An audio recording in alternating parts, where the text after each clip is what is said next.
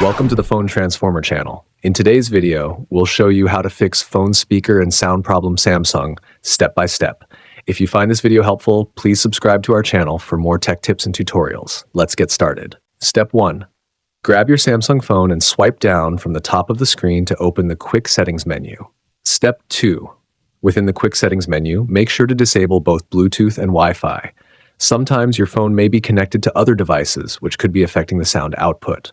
Step 3.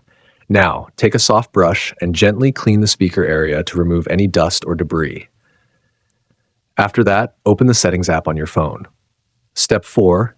In the Settings menu, scroll down and find the Sounds and Vibration option, then tap on it. Ensure that the Sound mode is enabled. Step 5. Next, tap on the Volume option and increase the media volume slider to make sure the sound is at an optimal level. Step 6. Now, go back to the Sounds and Vibration menu, scroll down and find the Separate App Sounds option. Tap on it. If this feature is enabled, turn it off to ensure all sounds play correctly through the phone's main speaker. Step 7. After that, tap on the search bar in the Settings menu and type Mute All Sounds.